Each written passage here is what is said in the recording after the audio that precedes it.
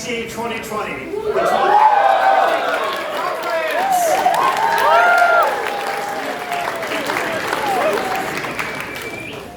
It's really great to see you all here this weekend, and we're so happy to have you from all over the country and our students and our partners. It's really great to have you here. And the question we want to ask is, why are we here this weekend?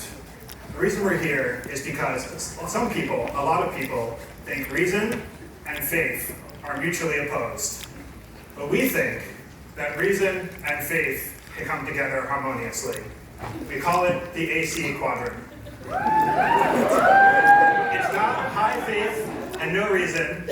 It's not high reason and no faith. And it's definitely not no reason and no faith. It's high faith and high reason working together harmoniously.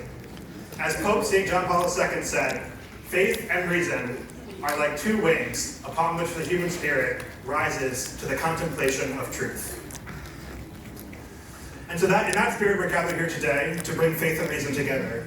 And we think that that has, in fact, been what has driven our growth and our vitality throughout the years. From small beginnings in 2009 with the first AC retreat to today, when we have 250 students from 27 universities from all over the country, nationally and internationally. We launched our first international journal at Oxford recently.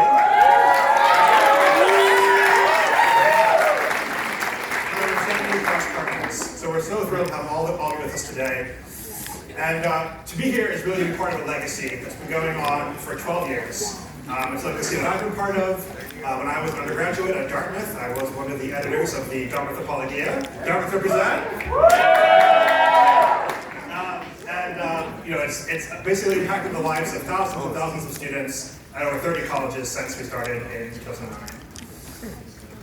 But why do we do it? As a student who had been involved with the Apologia, I know how hard it can be to put together a journal, to run a journal as an institution. We spent hours and hours doing proofreading and copy editing. And as some of you had issues that came out yesterday and today, so you're fresh from that process of the painful grind of putting out an issue. And of course, we traveled miles and miles and miles to come here to Boston in January. So why are we doing that? And I think the answer really is that we're not journals for ourselves, but for our campus. We're not here in order to do something for ourselves, but for our peers and for our colleagues on college campuses. We want to call colleges to their highest values. And we want to do that by asking the big questions of human life with a plausible Christian voice, in virtuous dialogue with other students and other institutions. So we want to ask the big questions. We want to ask, is there meaning to life? Is there purpose to the universe? How do I live the good life? What is friendship? What is love? What is justice? These questions that are ineradicable parts of the human psychology and the human experience. And we want to do that as Christians, of course, from a Christian perspective, but not just as Christian simpliciter, but as Christians who embody that AC quadrant of high faith and high reason, in a way that can actually speak to a campus audience who may or may not share your commitments, a diverse campus audience with different worldviews and different faiths, but we can present a credible, respectable voice in that context. We want to do that in a way that's virtuous in how we converse with others, that embodies charity and love and dialogue, and that actually does a good job in communicating and dialoguing and discussing across different worldviews, different faiths, and different experiences. So that's how we call the university to their highest values. And that's our general AC mission that we have had since the beginning, that we have now today. But the question for you this weekend is, what does this vision look like for you on your campuses? Not every campus is the same.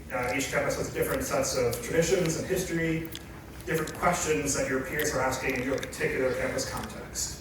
The journal, that's University of Minnesota, on the side here, is not the right journal for the journal of the University of Stanford, and vice versa. Each journal will have different questions, different concerns that your peers at your particular campus are engaging with. So we want you to ask this weekend, what does it look like for you to be a journal for your campus? And that's really the first part of a four features this weekend that we hope you come away with. This weekend has been designed to help you do four main things. The first is to set vision. So that really is to come here and think about, why are we doing what we're doing? How does the vision which I've articulated apply to your campus context? And what do you want your campus to look like in 10 years differently than now because of what you've done? We want you to think about that together as a campus and as a team. Second, we want you to refine your craft. We have some great breakout sessions tomorrow that really delve into the practicalities and concrete aspects of producing a really successful and flourishing journal. Everything from fundraising to producing print issues, to revising your writing, to running social media. So we really want you to think about what are the skills that I want to learn or that my journal needs, and to engage with those breakout sessions with those skills proactively tomorrow. Third, we want you to really have this time to set strategy with your team. You're here as a team off-site from your